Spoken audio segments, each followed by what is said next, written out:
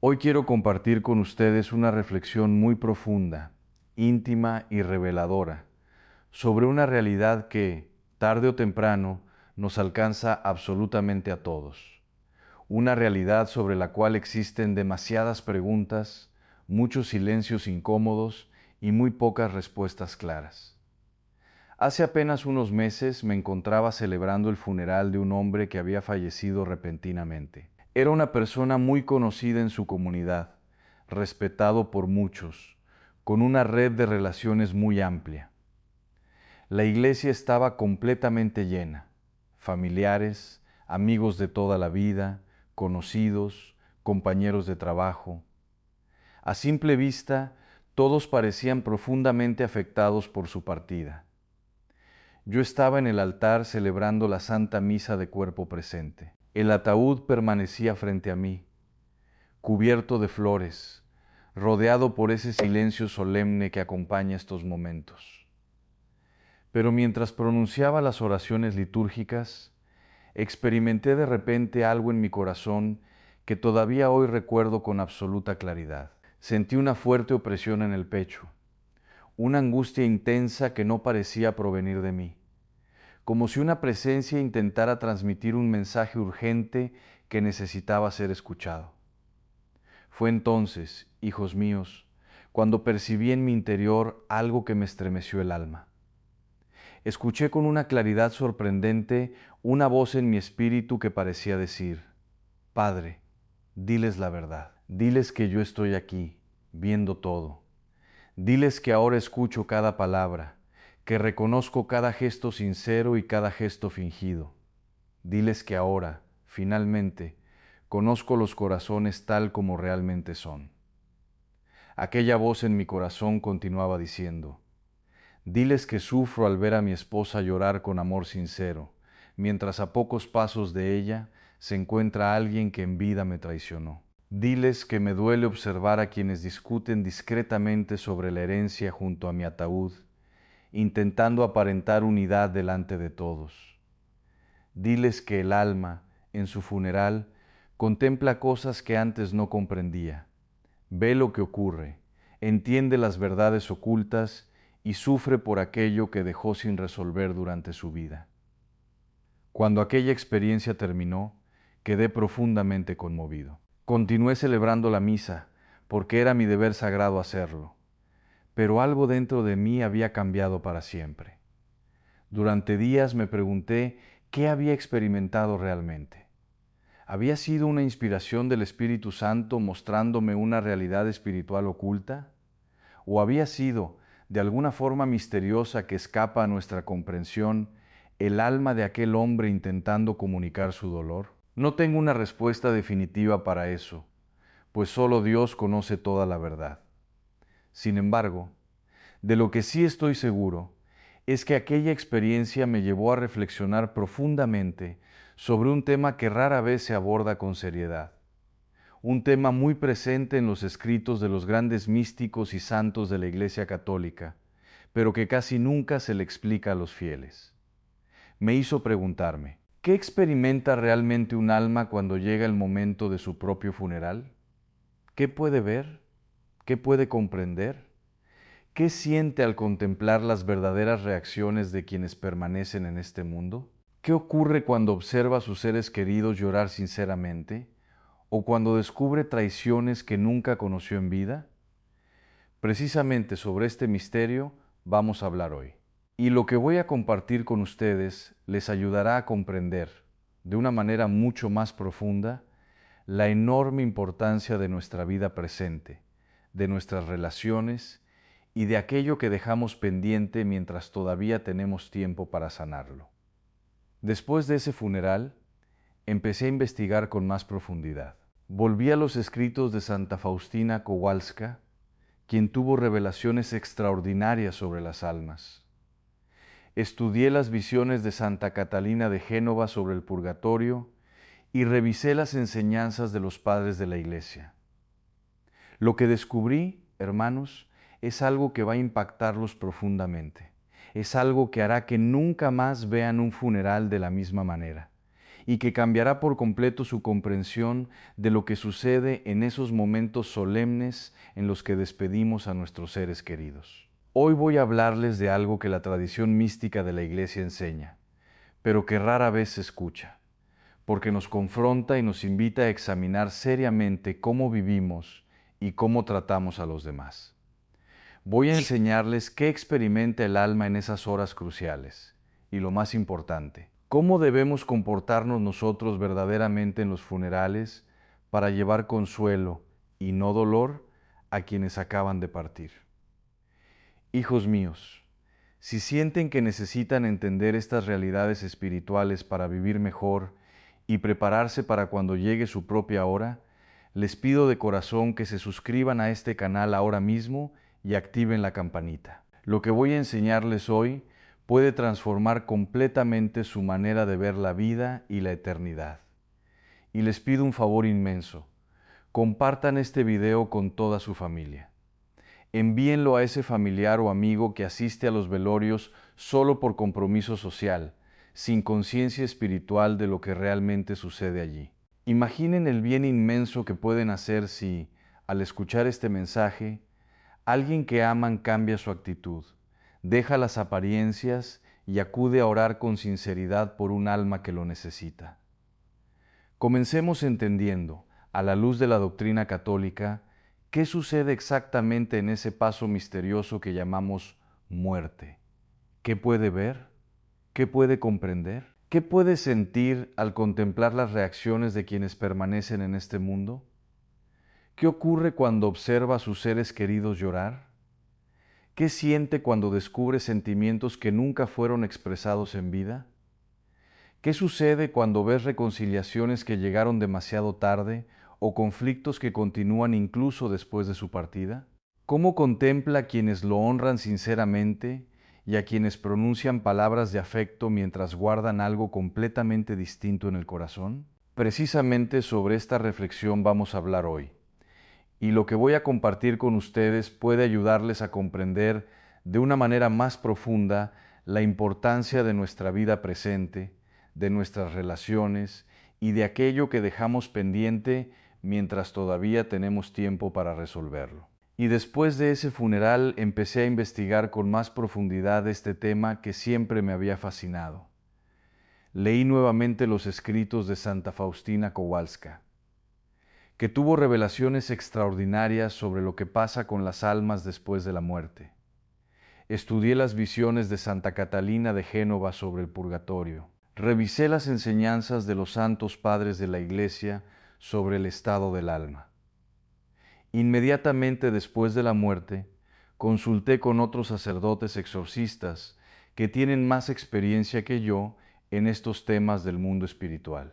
Y lo que descubrí, hermanos, es algo que va a impactarlos profundamente, algo que va a hacer que nunca más vean un funeral de la misma manera, algo que va a cambiar completamente su comprensión de lo que sucede en esos momentos solemnes cuando despedimos a nuestros seres queridos sin darnos cuenta de que tal vez ellos están ahí de alguna forma misteriosa, presenciando todo, conociendo finalmente la verdad sobre las personas y las situaciones que lo rodearon en vida. Hoy voy a revelarles algo que muy pocos conocen, algo que la Iglesia Católica enseña en su tradición mística, pero que raramente se predica desde los púlpitos porque incomoda, porque confronta, porque hace que la gente tenga que examinar seriamente cómo vive y cómo trata a otros, sabiendo que cuando mueran van a estar presentes de alguna manera en su propio funeral, viendo las reacciones verdaderas de todos. Voy a enseñarles qué experimenta el alma en esas horas cruciales entre la muerte y el entierro. ¿Qué ve? Comportamiento de sus seres queridos que sufre al conocer verdades que en vida no conocía o no quería ver. Y lo más importante, ¿cómo debemos comportarnos nosotros en los funerales? Sabiendo que tal vez el alma del difunto está ahí, de alguna forma percibiendo todo lo que hacemos y decimos. Hermanos queridos, si este tema les está tocando algo profundo en el alma, si sienten que necesitan entender estas realidades espirituales para vivir mejor y para morir mejor cuando llegue su hora, Les pido que se suscriban a este canal inmediatamente y activen la campanita, porque lo que voy a enseñarles hoy puede transformar completamente su manera de ver la muerte, los funerales y la vida misma. Y les pido algo urgentísimo. Compartan este video con toda su familia antes de que tengan que enfrentar el próximo funeral al que asistan. Mándenlo a esa persona que siempre va a los velorios por compromiso social, sin ninguna conciencia espiritual de lo que realmente está sucediendo. A ese familiar que tiene hipocresías, que necesita examinar antes de que sea demasiado tarde, a esa amiga que piensa que los muertos ya no saben nada de lo que pasa en la tierra. Imagínense que por compartir este video, alguien que aman cambia completamente su comportamiento en el próximo funeral al que asista, que deja las hipocresías, que actúa con sinceridad genuina, sabiendo que el alma del difunto tal vez está ahí viéndolo todo. Vamos a empezar entendiendo desde la doctrina católica qué pasa con el alma en el momento exacto de la muerte, porque necesitamos esta base teológica clara para poder comprender lo que viene después. Cuando una persona muere en el instante preciso en que el corazón deja de latir y el último aliento sale de los pulmones, el alma se separa del cuerpo inmediatamente y comparece ante Dios en lo que llamamos el juicio particular. Dice la carta a los Hebreos, capítulo 9, versículo 27, que está establecido para los hombres que mueran una sola vez. Y después de esto, el juicio en ese momento que es instantáneo, pero que para el alma puede sentirse como una eternidad porque está fuera del tiempo, Dios, que es juez perfectamente justo, le muestra toda su vida, cada acción, cada palabra, cada pensamiento, cada intención del corazón. Absolutamente todo queda revelado con claridad total. No hay nada oculto, no hay secretos, no hay excusas. El alma se ve a sí misma como Dios la ve y comprende finalmente la verdad completa sobre su propia vida. Y en ese juicio particular, Dios dicta sentencias según su justicia y su misericordia infinitas, determinando si esa alma va directamente al cielo porque murió en gracia perfecta, sin ningún pecado que purgar, si va al purgatorio porque murió en gracia de Dios, pero con pecados veniales o penas temporales que debe purificar antes de poder entrar en la presencia divina. O, tristemente, si va al infierno porque murió en pecado mortal sin arrepentirse, rechazando hasta el último momento la misericordia de Dios. El Catecismo de la Iglesia Católica, en el número 102, enseña que cada hombre, después de morir, recibe en su alma inmortal su retribución eterna en un juicio particular que refiere su vida a Cristo, bien a través de una purificación, o bien para entrar inmediatamente en la bienaventuranza del cielo, o bien para condenarse inmediatamente para siempre. Ahora bien, aquí viene algo que muy pocos entienden después de ese juicio particular que es instantáneo. Antes de que el alma vaya a su destino definitivo temporal, hay un periodo breve, misteriosos, del cual los místicos nos hablan, donde el alma permanece todavía en cierta cercanía al mundo material, todavía percibe de alguna manera lo que está sucediendo con su cuerpo, con sus seres queridos, con su funeral. Los teólogos discuten exactamente cómo funciona esto, porque el alma ya está en la eternidad fuera del tiempo y del espacio físico. Pero la experiencia de los santos místicos confirma una y otra vez que el alma sí tiene alguna forma de percepción de lo que pasa en la tierra, especialmente en los primeros días después de la muerte. Santa Faustina Kowalski escribió en su diario que tuvo una visión donde vio a un alma recién fallecida que estaba presente de alguna manera en su propio velorio.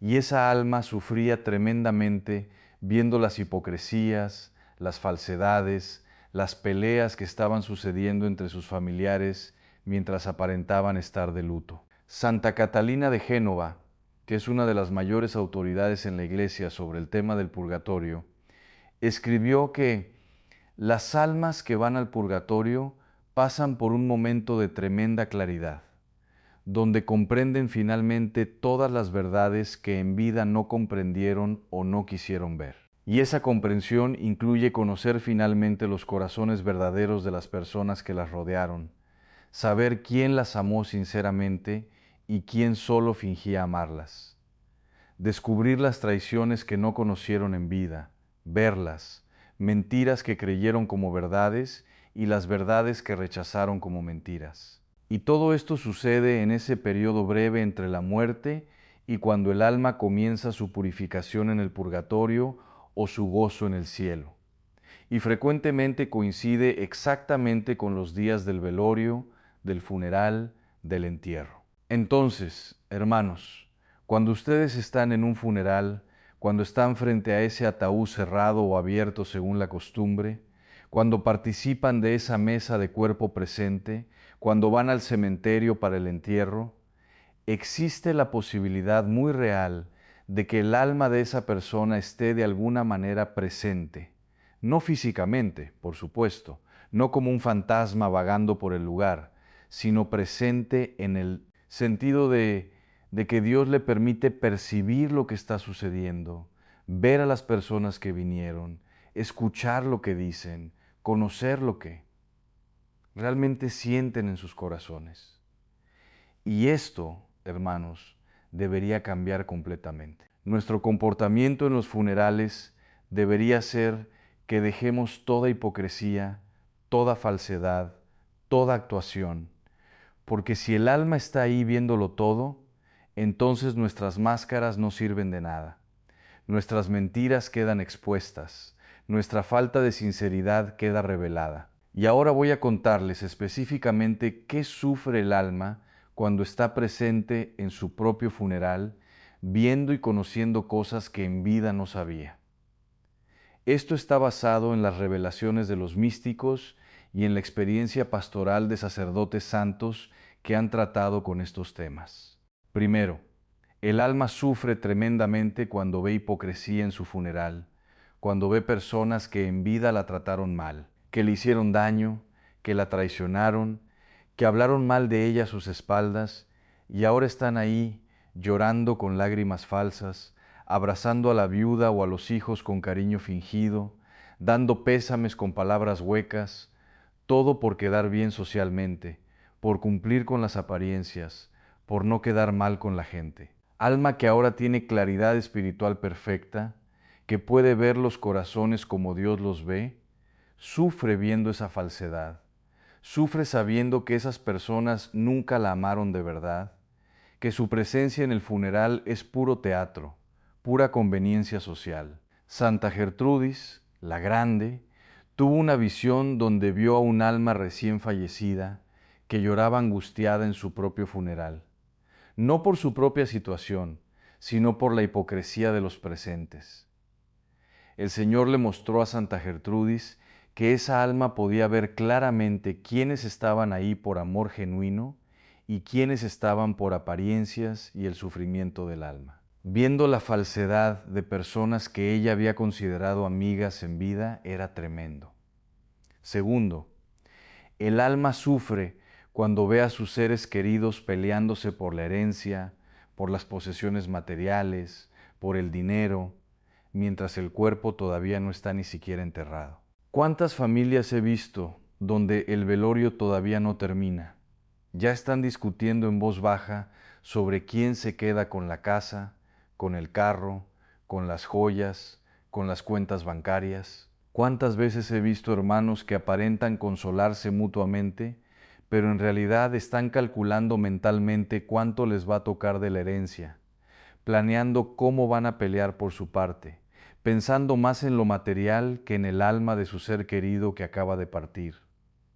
Y el alma, que está ahí de alguna forma percibiendo todo esto, sufre una decepción amarga. Sufre viendo que las personas por las que trabajó toda su vida, a las que dio todo lo que tenía, ahora lo único que les importa es repartirse sus bienes como jitre sobre un cadáver. Santa Faustina escribió que el Señor le mostró un alma en particular que sufría en el purgatorio, no solo por sus propios pecados, sino también por la tristeza de haber visto en su funeral cómo sus hijos, a los que tanto amó, se peleaban por su dinero, sin derramar una sola lágrima, sincera por su muerte. Tercero, el alma sufre cuando descubre traiciones que no conoció en vida, cuando ve en ese momento de claridad espiritual que su mejor amigo la había traicionado, que su socio de negocios le había robado, que su cónyuge le había sido infiel, que personas en las que confiaba ciegamente la habían engañado durante años. En vida no lo supo porque las mentiras estaban bien construidas, porque los engaños estaban bien escondidos. Pero ahora que tiene esa claridad espiritual que viene después de la muerte, comprende finalmente toda la verdad, y esa comprensión es dolorosísima. Déjenme contarles un caso que me impactó profundamente hace algunos años. Era el funeral de una mujer de 70 años que había sido una persona querida en la comunidad, muy caritativa, muy dedicada a su familia. Durante el velorio, su mejor amiga de toda la vida dio un emotivo discurso hablando de cuánto la había querido, de los años de amistad, de todo lo que habían compartido, y todos los presentes se conmovieron hasta las lágrimas. Pero después del funeral, pocos días después, salió a la luz que esa supuesta mejor amiga había tenido una relación adúltera durante años con el esposo de la difunta, que la traición había durado más de una década, que la amistad era pura fachada mientras por detrás destruía su matrimonio. Cuando me enteré de esto, quedé horrorizado y lo primero que pensé fue si el alma de esa mujer había estado presente en su funeral, si había tenido que escuchar ese discurso hipócrita de su amiga traidora, si había sufrido conociendo finalmente la verdad sobre una relación que ella había valorado tanto. Y oré intensamente por esa alma, pidiéndole a Dios que si realmente había sufrido esa revelación terrible, le diera consuelo, que no dejara que esa traición le causara más dolor del que ya había causado en vida sin que ella lo supiera. Cuarto, el alma sufre cuando ve que muy pocas personas rezan por ella en el funeral, que todos están ocupados en conversaciones mundanas, en chismes, en asuntos sociales, pero nadie está realmente orando, nadie está ofreciendo sufragios, nadie está haciendo lo único, que realmente puede ayudarla si está en el purgatorio, que es rezar por su eterno descanso. He celebrado funerales donde la iglesia está llena de gente, pero durante toda la misa nadie reza. Están todos dispersos, mirando sus teléfonos, conversando en voz baja sobre cualquier cosa, menos sobre el difunto, esperando que termine el rito para irse cuanto antes. Y si el alma está ahí viendo que nadie ora por ella, que todos vinieron por compromiso social, pero nadie le está dando lo que realmente necesita, que son oraciones que le ayuden en su purificación, eso debe ser un sufrimiento tremendo, debe ser una soledad espiritual terrible. Y quinto, el alma sufre si ve que su funeral es una ocasión para el escándalo, para comportamientos inapropiados, para excesos de alcohol en el velorio, para risas desmedidas e inapropiadas, para conversaciones profanas, para actitudes que no muestran ningún respeto por la solemnidad del momento. He visto velorios que parecen fiestas sociales, donde la gente come y bebe en exceso, donde cuentan chistes inapropiados, donde el ambiente es completamente mundano sin ningún sentido de lo sagrado. Y si el alma está ahí percibiendo que su muerte se convirtió en una excusa para que la gente se reúna y se divierta sin ningún pensamiento espiritual, sin ninguna oración, sin ningún respeto, eso debe causar un dolor profundo. Pero, hermanos, no todo lo que el alma experimenta en su funeral es sufrimiento. También hay cosas que le traen consuelo, que le dan paz, que le ayudan en su camino hacia Dios.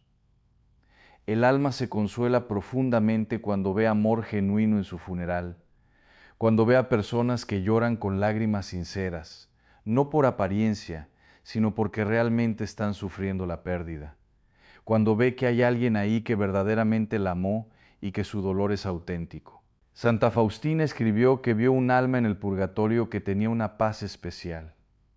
Y cuando preguntó por qué, El Señor le dijo que era porque en su funeral su hija había llorado con amor tan sincero que esas lágrimas eran como bálsamo para el alma.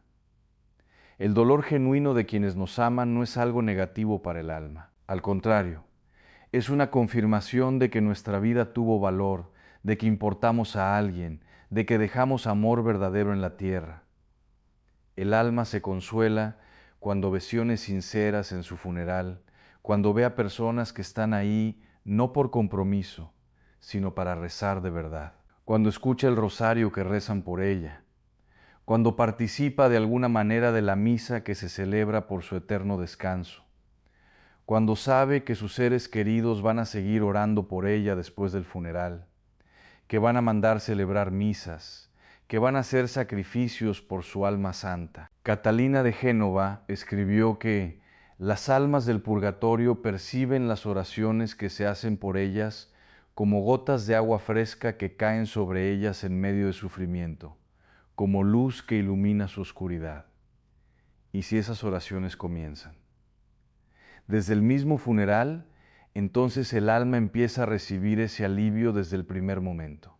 El alma se consuela cuando ve que su muerte produce conversión en alguien. Cuando veo de los presentes en el funeral, es tocado por la gracia de Dios. Examina su propia vida, se arrepiente de sus pecados, decide cambiar, se acerca a la confesión. ¿Cuántas veces he visto en funerales a personas que llevan años alejadas de la fe, que solo van a la iglesia en ocasiones así, y de repente, mientras están ahí frente al ataúd, viendo la muerte tan cercana, tan real, algo se mueve en su interior, el Espíritu Santo los toca. Empiezan a pensar en su propia mortalidad, en el estado de su alma, y después del funeral vienen a buscarme para confesarse. Y si el alma del difunto está ahí viendo que su muerte sirvió para que alguien se convirtiera, para que alguien volviera a Dios, eso debe ser un consuelo inmenso, debe darle sentido incluso al sufrimiento de morir. Y el alma se consuela enormemente cuando ve que es recordada con cariño verdadero, cuando escucha en el funeral palabras sinceras sobre su vida, sobre las cosas buenas que hizo, sobre el amor que dio, sobre el ejemplo que dejó. No discursos pomposos llenos de exageraciones falsas, convirtiendo al difunto en un santo que no fue sin recuerdos honestos y cariñosos que reconocen tanto sus virtudes como sus defectos, pero que sobre todo muestran que su vida tuvo significado, que tocó a otros positivamente, que dejó algo bueno en este mundo. Santa Gertrudis vio en una visión que un alma se consolaba, especialmente cuando su hijo en el funeral habló con sinceridad sobre cómo su padre, aunque no fue perfecto, siempre hizo lo mejor que pudo. Siempre trabajó duro por su familia, siempre dio amor, aunque a veces no supiera expresarlo bien. Esa sinceridad amorosa era más consoladora para el alma que 1000 elogios exagerados y falsos. Y ahora, hermanos, quiero darles instrucciones muy concretas sobre cómo deben comportarse en un funeral, sabiendo que el alma del difunto puede estar de alguna forma presente, viendo todo, conociendo los corazones. Primero, vayan al funeral con sinceridad absoluta. Si realmente amaron a esa persona, expresen su dolor genuinamente. Si no la conocieron bien o si su relación con ella fue complicada, sean honestos en su interior, aunque no lo expresen públicamente, pero no finjan lo que no sienten, porque el alma puede conocer la verdad de su corazón. Segundo, vayan principalmente a rezar. Ese debe ser su propósito principal en un funeral. Estar ahí para orar por el alma del difunto, para participar devotamente de la misa si la hay, para rezar el rosario si lo rezan, para ofrecer sus oraciones por el eterno descanso de esa persona. Todo lo demás, las condolencias a la familia, las conversaciones con otros asistentes, todo eso es secundario. Lo primordial es la oración. Tercero, dejen en casa sus conflictos personales, sus rencores, sus problemas familiares. Un funeral no es el lugar para ajustar cuentas, para reclamar herencias, para continuar peleas antiguas. Si tienen que estar ahí junto a alguien con quien tienen problemas, compórtense con respeto básico, con silencio, si es necesario, pero no conviertan el funeral en un escenario de sus dramas personales. El alma del difunto no merece tener que presenciar eso. Cuarto, vístanse con respeto, compórtense con decoro, apaguen sus teléfonos, pongan atención a la liturgia. Si hay misa, canten los himnos. Respondan las oraciones, participen activamente en lugar de estar dispersos en mil cosas. Y quinto, si tienen algo que decir sobre el difunto que sea verdadero y edificante, díganlo. Pero si solo tienen chismes, críticas, juicios sobre su vida, guárdenselos, porque no es el momento ni el lugar, y además el alma puede escucharlos y sufrir innecesariamente. Y si ustedes estaban enemistados con el difunto, si hubo problemas entre ustedes que no se resolvieron en vida, el funeral es una oportunidad preciosa para el perdón, aunque sea unilateral. Acérquense al ataúd, aunque sea solo en su corazón, sin palabras, en voz alta, y digan: te perdono por todo lo que me hiciste. Perdóname tú por todo lo que te hice. Que en este momento, cuando estás ante Dios, no haya rencores entre nosotros, que podamos estar en paz, y después oren por esa alma con sinceridad. Ofrezcan sus oraciones como señal de que el perdón es genuino. Si el alma está ahí percibiendo ese perdón, si siente que finalmente hay paz donde había conflicto, eso debe ser un alivio inmenso para ella, especialmente si va al purgatorio llevando la carga de conflictos no resueltos. Déjenme contarles un caso hermoso que viví hace años. Era el funeral de un hombre que había tenido un conflicto terrible con su hermano durante más de 20 años. No sé, hablaban, la familia estaba dividida, había rencores profundísimos de ambos lados. Cuando el hombre murió, no sabíamos si el hermano iba a venir al funeral. Había dudas, tensiones, pero el hermano llegó, entró a la iglesia con pasos lentos, se veía la batalla interna en su rostro, se acercó al ataúd y se quedó parado durante varios minutos en silencio, y de repente se arrodilló. Puso su mano sobre el ataúd niño mientras decía en voz baja, pero audible: hermano, te pido perdón. Perdóname por mi orgullo, por los años que perdimos, por no haber buscado la reconciliación cuando todavía estabas vivo. Y después se levantó, se sentó en la primera banca, y durante toda la misa lo vi rezando con una devoción que nunca había visto en él. Después del funeral vino a verme y me dijo: Padre, necesito confesarme.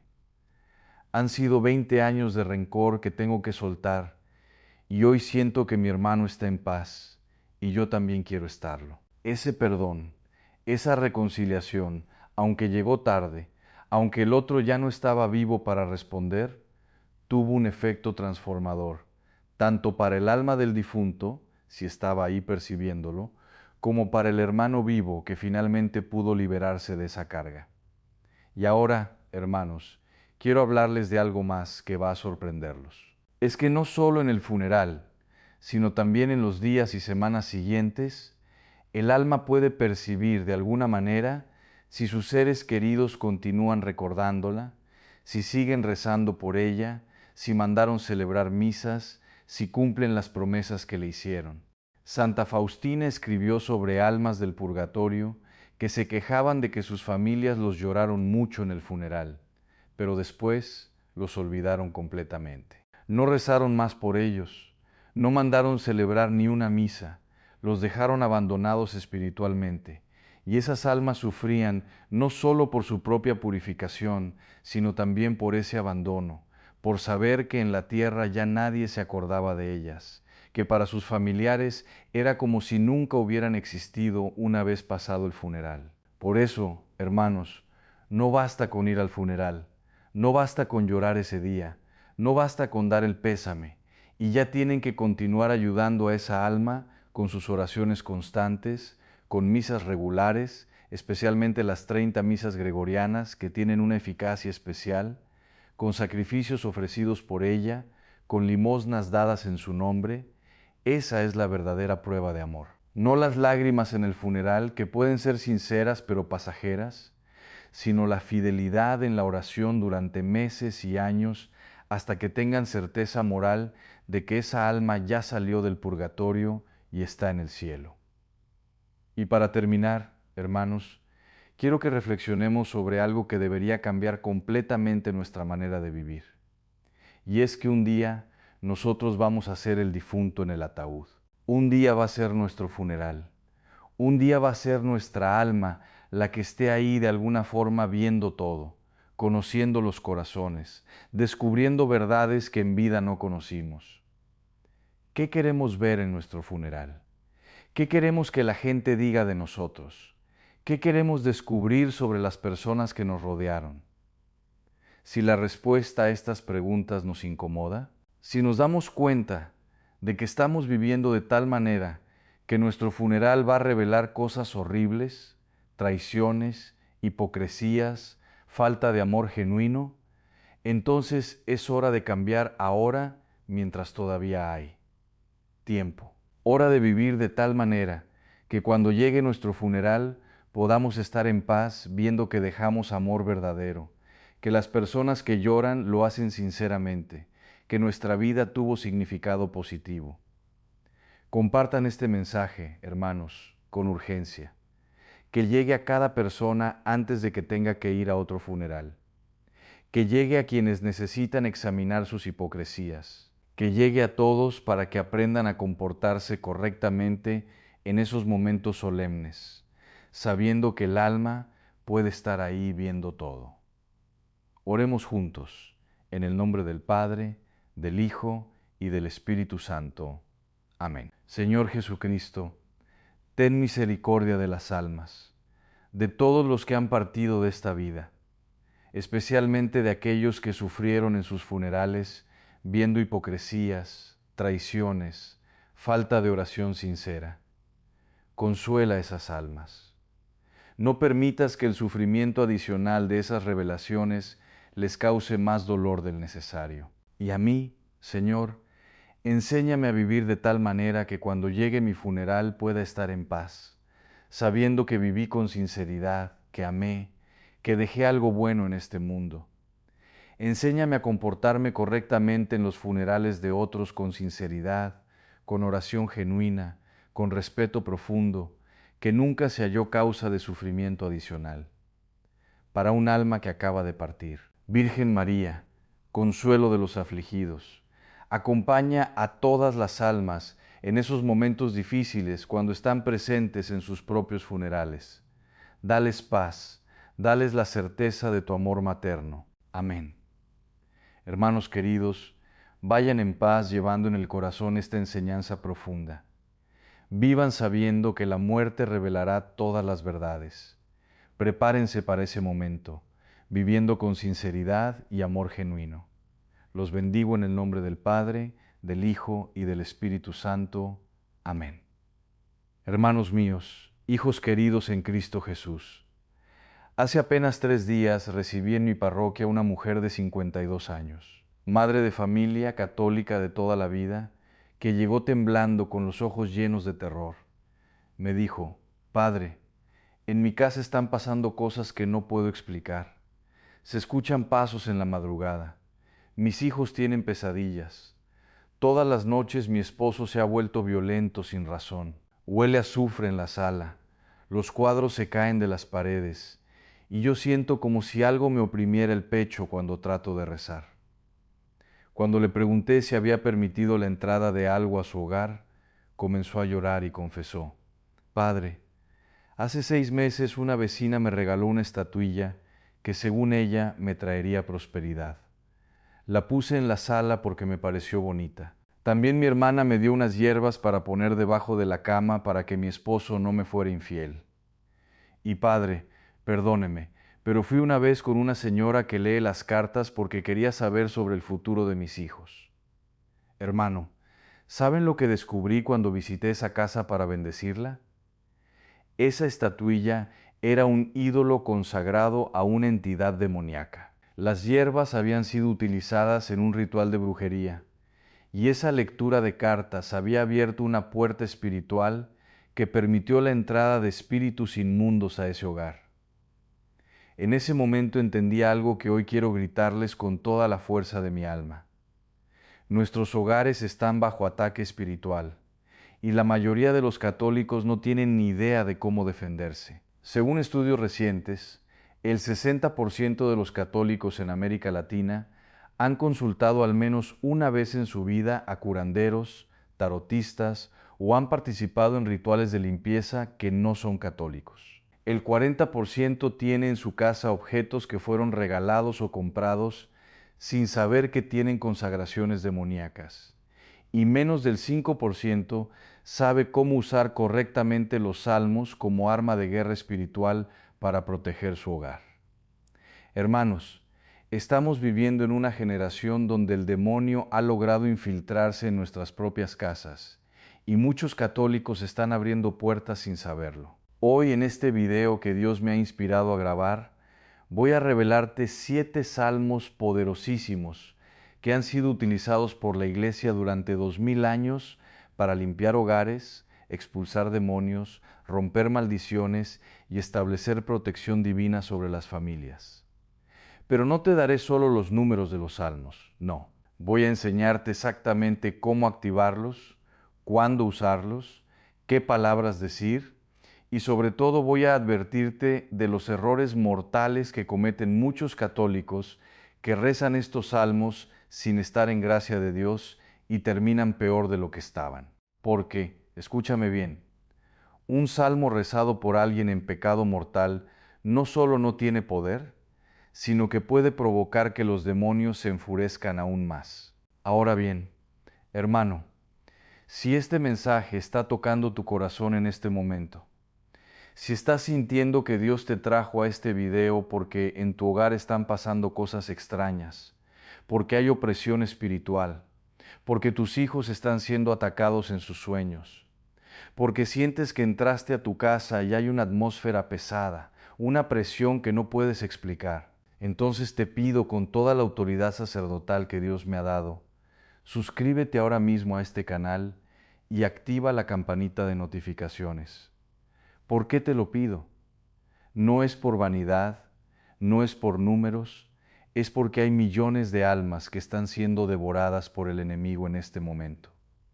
Y tú puedes ser instrumento de Dios para que este mensaje de salvación llegue a ellos. Piensa en ese familiar tuyo que tiene estatuas de santos mezcladas con ídolos paganos. Piensa en esa amiga que va cada mes a que lean las cartas del tarot. Piensa en ese vecino que puso un espejo en la puerta porque alguien le dijo que alejaría las malas vibras. Piensa en ese hijo tuyo que está practicando yoga o meditación trascendental sin saber que está invocando deidades hindúes. Hermanos, comparte este video ahora mismo, no esperes, porque puede ser que Dios te esté usando en este preciso instante para arrancar un alma de las garras del infierno. Hay poder cuando compartimos la verdad católica. El demonio tiembla cuando la palabra de Dios se propaga. Así que hazlo ahora. Toca ese botón de compartir, envíalo por WhatsApp a esos grupos familiares, porque esto no es un juego, esto es guerra espiritual y estamos luchando por la salvación eterna. Muy bien, hijos míos. Ahora sí, entremos en materia. Pero antes de revelarte cuáles son estos 7 salmos poderosos, necesito que entiendas algo fundamental que la mayoría de los católicos ignora, y que es la razón por la cual muchas personas rezan y no ven resultados. Escúchame con atención. Los salmos no son fórmulas mágicas, no son mantras, no son hechizos cristianizados. Los salmos son la palabra misma de Dios inspirada por el Espíritu Santo. Y cuando lo rezamos con fe verdadera, en estado de gracia, con un corazón arrepentido y confiando en el poder de la sangre de Cristo, se convierten en espadas flamíferas que atraviesan las tinieblas y ponen en fuga a los demonios. Déjame explicarte algo que vi con mis propios ojos hace años. Durante un exorcismo en una casa donde había manifestaciones demoníacas violentísimas, objetos que volaban, voces guturales, olores nauseabundos. Yo comencé a rezar el Salmo 91. Hermanos, en el momento en que pronuncié las palabras «El que habita al amparo del Altísimo», se escuchó un grito desgarrador que no era humano, y todas las ventanas de la casa se abrieron de golpe.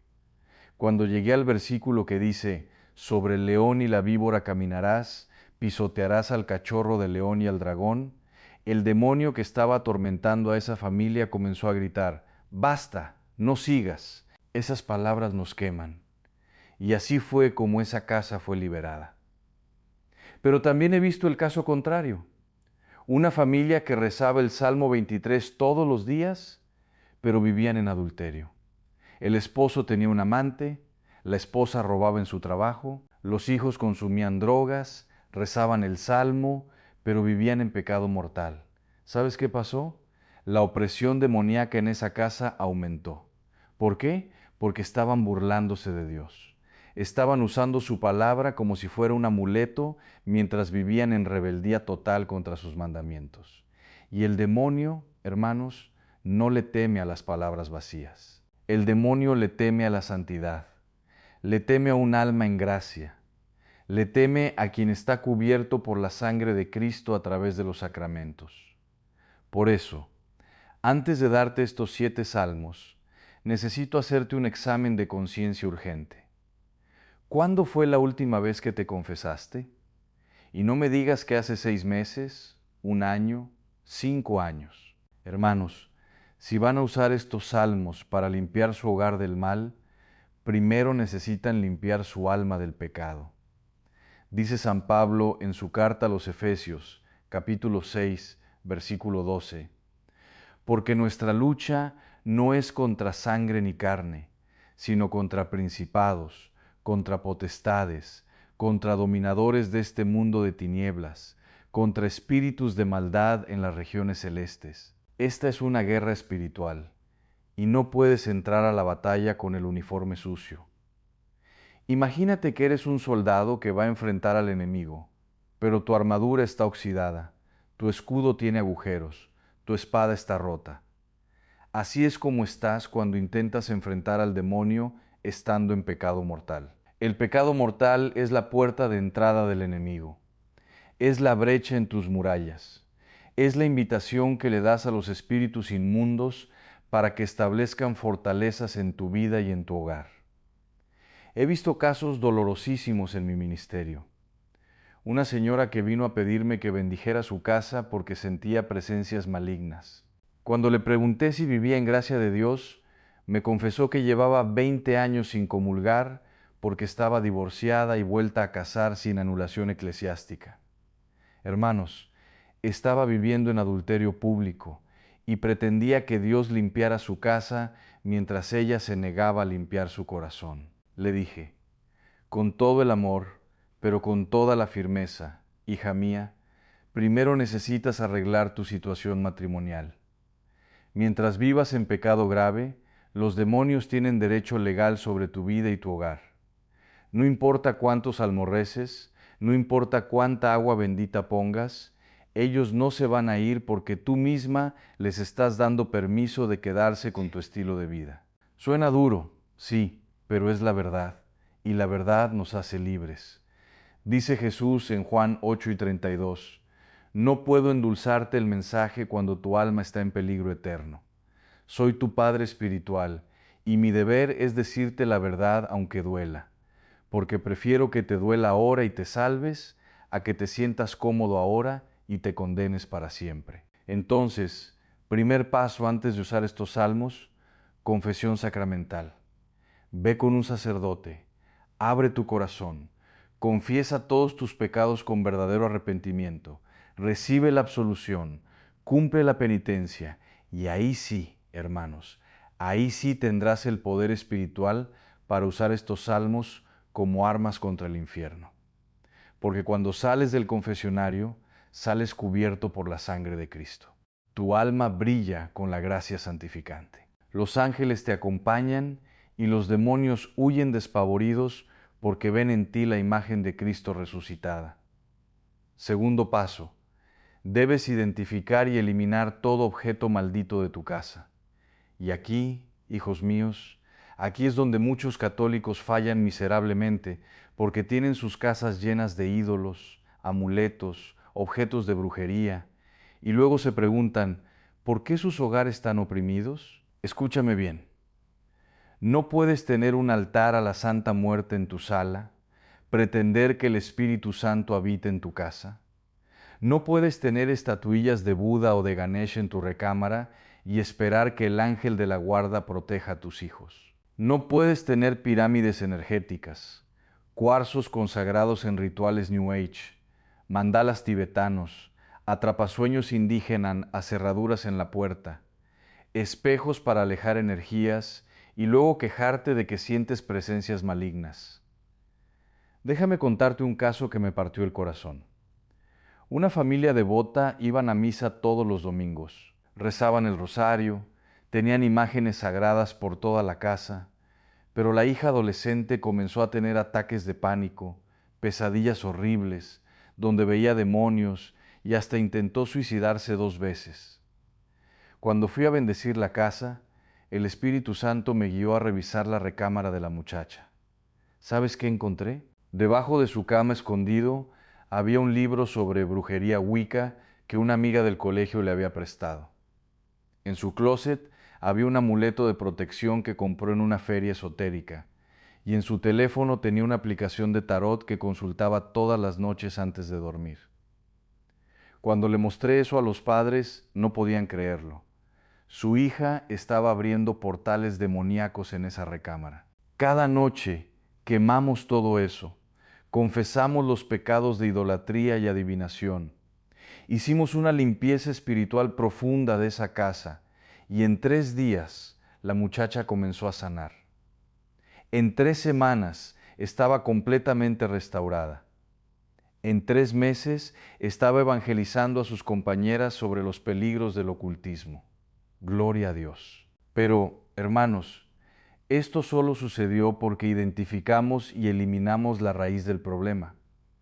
No podemos poner una curita en una herida infectada. Necesitamos sacar la infección.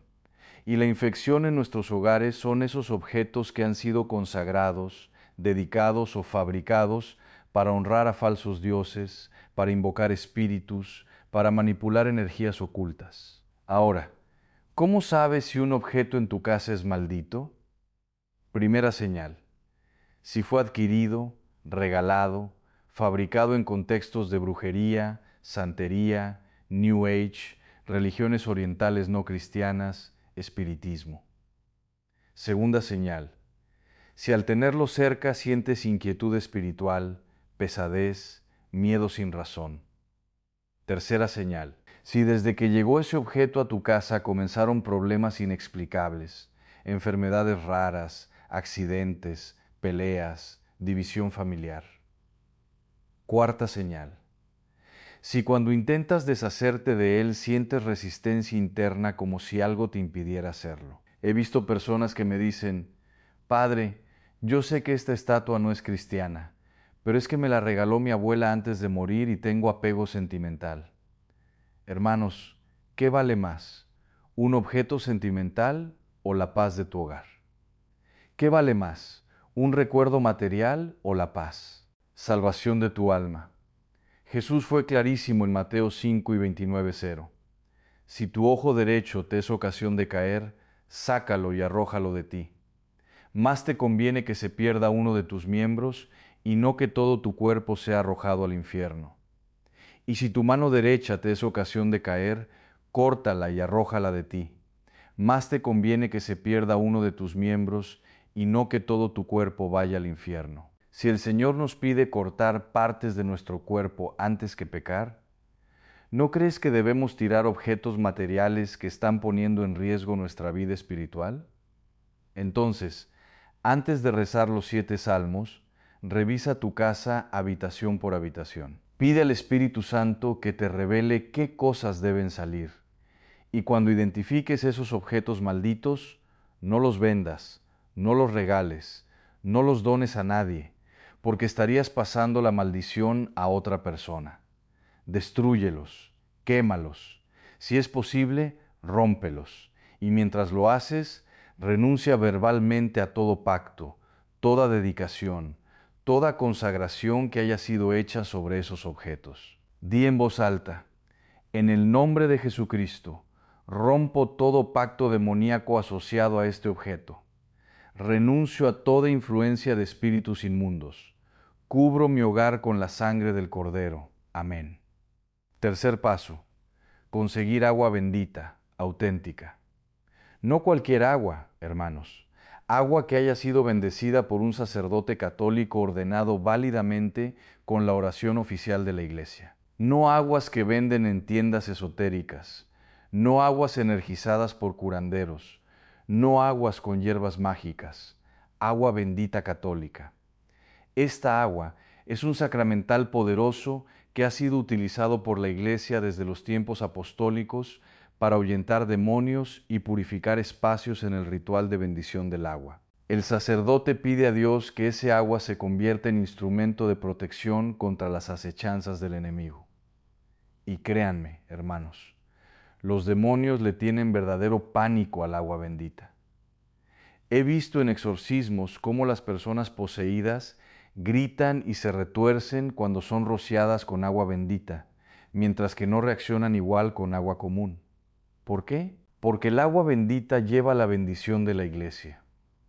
La autoridad de Cristo y el poder del Espíritu Santo consigue un recipiente limpio. Ve a tu parroquia, pide al sacerdote que te dé agua bendita y tenla lista para cuando vayas a rezar estos salmos y limpiar tu hogar. Rociarás cada rincón de tu casa mientras pronuncias las oraciones. El agua bendita es como el arma química en una guerra espiritual. Disipa las tinieblas, purifica el ambiente, establece un cerco de protección. Cuarto paso, y esto es crucial: necesitas estar en ayuno. Hermanos, Jesús mismo nos enseñó que hay ciertos tipos de demonios que solo salen con oración y ayuno. Está en Mateo 17 y 21. Si vas a hacer una limpieza espiritual profunda de tu hogar, no lo hagas después de un banquete. Hazlo en un día de ayuno. Ayuna desde la noche anterior, solo agua, tal vez un poco de pan. Ofrece sacrificio a Dios como preparación espiritual. El ayuno debilita al demonio y fortalece tu espíritu. El ayuno te hace más sensible a la voz del Espíritu Santo. El ayuno es como afilar tu espada antes de la batalla. Quinto paso: debes ir acompañado. No hagas esto solo, especialmente si en tu casa ha habido manifestaciones demoníacas fuertes. Busca otro católico en gracia de Dios, alguien de fe sólida, alguien que sepa orar, alguien que te pueda acompañar y orar contigo. Eclesiastés 4 y 12 dice: y si alguno prevaleciere contra uno, dos le resistirán, y cordón de 3 dobleces no se rompe fácilmente. Hay poder en la oración comunitaria. Cuando 2 o 3 se reúnen en el nombre de Jesús, Él está en medio. Dice Mateo 18 y 20, si es posible, invita a un sacerdote a que bendiga tu casa oficialmente con el rito de bendición de hogares que está en el ritual romano. Esa bendición sacerdotal tiene un poder especial porque el sacerdote actúa en persona Christi, en la persona de Cristo. Pero si no puedes conseguir un sacerdote, entonces forma un equipo de oración con católicos comprometidos. Sexto paso: ten preparadas imágenes sagradas bendecidas, especialmente crucifijos, imágenes de la Virgen María, medallas de San Benito, estampas de San Miguel Arcángel. Estos sacramentales son escudos protectores. Después de limpiar tu casa con los salmos y el agua bendita, colocarás estas imágenes en lugares estratégicos, crucifijos en cada habitación, una imagen de la Virgen en la entrada principal, medallas de San Benito en las ventanas, estampas de San Miguel en las puertas. Estás estableciendo centinelas espirituales. Estás marcando tu territorio como propiedad de Cristo. Séptimo paso, y este es el que muchos olvidan. Debes consagrar tu hogar a los sagrados corazones de Jesús y María. No basta con limpiar, hay que llenar. Si solo expulsas a los demonios, pero no invitas al Espíritu Santo a habitar, los demonios volverán con refuerzos. Jesús lo enseña claramente en Mateo 12 y 43 hasta 45. El demonio que fue expulsado vuelve y encuentra la casa barrida y ordenada, pero vacía, y trae otros 7 espíritus peores que él. Entonces, después de limpiar con los salmos, harás una consagración formal de tu hogar a Jesús y María. Hay oraciones específicas para esto que te daré al final. Ahora sí, hermanos míos, después de esta preparación exhaustiva, vamos a los 7 salmos poderosos. Escucha con atención, porque cada salmo tiene un propósito específico en la limpieza espiritual de tu hogar. Primer salmo poderoso, Salmo 91. Este es el salmo de protección divina por excelencia. En hebreo se llama Josef Beseter Elón, el que habita al amparo del Altísimo. Hermanos, este salmo ha sido usado por los exorcistas de la Iglesia desde tiempos inmemoriales, porque contiene promesas directas de Dios, de librarnos de las trampas del cazador, de la peste destructora, del terror nocturno, de la flecha que vuela de día, cuando dice, sobre el león y la víbora caminarás, pisotearás al cachorro del león y al dragón. Está hablando directamente del poder que Dios nos da sobre los demonios. El león, la víbora, el dragón son símbolos bíblicos de Satanás. ¿Cuándo usas el Salmo 91? Cuando sientes que tu hogar está bajo ataque espiritual directo, cuando hay miedo constante, sin explicación, cuando tus hijos tienen pesadillas recurrentes, cuando sientes presencias malignas en la noche. Este salmo establece un escudo de protección sobre tu familia. ¿Cómo lo rezas? Empieza en la puerta principal de tu casa. Haz la señal de la cruz y di, en el nombre del Padre, del Hijo y del Espíritu Santo. Señor Jesús, cubro mi hogar con tu sangre preciosa. Invoco tu protección divina sobre esta morada y todos sus habitantes. Luego comienzas a rezar el Salmo 91 completo, versículo por versículo, con fe, con autoridad. Mientras rezas, rocías agua bendita en el marco de la puerta, visualiza con fe que estás estableciendo un cerco de fuego angelical que ningún demonio puede atravesar. Cuando termines el Salmo, di, por la autoridad que me da Cristo Jesús, prohíbo la entrada a todo espíritu inmundo en este hogar. Esta casa pertenece al Señor. Amén. Segundo Salmo poderoso, Salmo 23. El Salmo del Buen Pastor. Hermanos, esta es la Salmo, tan conocido, tan hermoso, tiene un poder tremendo que muchos no aprovechan. Cuando David escribió, aunque pase por el valle de sombra de muerte, no temeré mal alguno, porque tú estás conmigo, estaba profetizando sobre el poder de Dios para protegernos incluso en medio de las tinieblas más densas. Y la parte que dice, aderezas mesa delante de mí en presencia de mis angustiadores. Unges mi cabeza con aceite, mi copa está rebosando. Hermanos, esto es una declaración de victoria sobre los enemigos espirituales. Cuando usas el Salmo 23, cuando hay división familiar, peleas constantes, falta de paz en el hogar, cuando los miembros de la familia están enfrentados unos con otros sin razón aparente, el demonio divide para conquistar. Este salmo restaura la unidad bajo el pastoreo de Cristo. Como lo rezas, reúne a toda la familia en la sala o comedor. Si alguien se resiste a participar, no lo obligues, pero invítalo con amor. Coloquen en el centro una imagen del Sagrado Corazón de Jesús o de la Virgen María.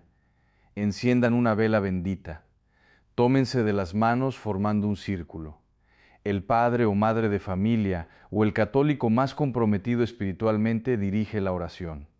Rezan juntos el Salmo 23 en voz alta, despacio, meditando cada frase. Al terminar, el que dirige dice, Jesús, buen pastor, unifica nuestra familia, expulsa todo espíritu de división, de rencor, de amargura, trae paz, armonía y amor verdadero a este hogar.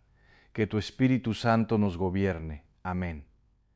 Luego todos se dan un abrazo sincero y se perdonan mutuamente cualquier ofensa. Tercer salmo poderoso, Salmo 3. Este es el salmo de David cuando huía de su hijo Absalón que quería matarlo. Es un clamor de auxilio en medio de la persecución y la traición. Muchos son los que se levantan contra mí, muchos los que de mi alma dicen, no hay para él salvación en Dios. Hermanos, cuando los demonios atacan un hogar, lo primero que hacen es sembrar la mentira de que Dios nos ha abandonado, de que no hay esperanza, de que estamos solos. Este salmo rompe esa mentira y proclama, mas tú, Jehová, eres escudo alrededor de mí, mi gloria y el que levanta mi cabeza. Cuando usas en Salmo 3, cuando sientes que estás siendo atacado por múltiples frentes, cuando los problemas se multiplican, cuando sientes que hasta personas cercanas se han vuelto contra ti, cuando hay traición, cuando sientes desesperanza, ¿cómo lo rezas? Esto lo haces preferiblemente en la madrugada, porque el Salmo 3 habla de clamar a Dios, y Él responde desde su santo monte, levántate antes del amanecer. En ese tiempo que los judíos llamaban la vigilia, cuando la noche está más oscura, pero ya se acerca la luz, ve al lugar de tu casa donde sientas más opresión espiritual. Puede ser una habitación donde hay conflictos constantes, donde alguien enfermó gravemente, donde sientes miedo. Párate ahí con un crucifijo en la mano. Reza el Salmo 3 veces seguidas, cada vez con más autoridad, cada vez más fuerte. En la tercera vez, cuando llegues a la parte que dice, con mi voz clamé a Jehová, y él me respondió desde su monte santo, alza el crucifijo hacia el cielo y di en voz alta, Jesucristo es el Señor de esta casa. Toda rodilla se doble ante su nombre. Expulso todo espíritu de desesperanza, de traición, de confusión. Esta familia está bajo la protección del Altísimo. Rocía abundante agua bendita en ese contralugar. Cuarto salmo poderoso, Salmo 35. Este es un salmo de guerra espiritual directa. David clama, disputa, oh Jehová, con los que contra mí contienden. Pelea contra los que me combaten. Echa mano al escudo y al pavés y levántate en mi ayuda. Saca la lanza. Cierra el paso contra mis perseguidores. Hermanos, esto es invocar al Dios de los ejércitos para que pelee nuestras batallas. ¿Cuándo usas el Salmo 35? Cuando sepas o sospeches que alguien te ha hecho brujería, trabajos de magia negra, maldiciones, amarres, cuando hay ataques espirituales directos provocados por enemigos físicos que están utilizando poderes de las tinieblas contra ti o tu familia, ¿cómo lo rezas? Primero, perdona a tus enemigos. Sí, hermano, sé que suena difícil, pero Jesús nos enseñó a amar a nuestros enemigos y orar por los que nos persiguen. Si no, perdonas. Señor, perdono a. No guardo rencor. Libera mi corazón de todo odio, Padre amado, y te pido que rompas todo trabajo de oscuridad o envidia que hayan enviado contra mí y mi familia. Después, con mucha fe, en un recipiente con agua bendita puedes sumergir una medalla de San Benito, una estampa de San Miguel Arcángel y un poco de sal bendita. Recuerda siempre que estos signos sagrados son canales hermosos de la gracia de Dios para proteger tu hogar. Hermanos amados, si este mensaje ha tocado profundamente su corazón hoy, les pido como Padre que no se lo guarden. Compártanlo con sus familiares, con sus amigos y con aquellas almas que ustedes saben que necesitan volver a acercarse a la luz de Dios. Muchas veces, un simple mensaje enviado en el momento justo puede ser el inicio de una sanación que transforme una vida para siempre. Y ahora, antes de despedirnos, los invito a que hagamos juntos esta breve pero poderosa oración. Cierren sus ojos un instante y repitan conmigo. Señor Jesús, hoy te entrego mi vida entera, mi familia y cada rincón de mi hogar. Renuncio a todo aquello que me aleja de ti y te pido que llenes mi corazón con tu infinita gracia y tu paz. Protege a mis seres queridos, fortalece nuestra fe en medio de las pruebas y ayúdanos a permanecer siempre aferrados a tu mano. Que tu Espíritu Santo habite en nuestra casa y que la Santísima Virgen María nos cubra siempre con su manto de amor y protección. Amén. Que la dulce paz de Cristo permanezca reinando en sus corazones y que Dios bendiga abundantemente a cada uno de ustedes y a sus familias. Si este video ha traído luz a tu vida, te invito con mucho cariño a suscribirte a tu canal, Portal de Dios, a activar la campanita de notificaciones y a dejar tu apoyo en los comentarios para que juntos logremos que este mensaje de esperanza llegue a muchísimas más personas. Gracias, de verdad, por habernos acompañado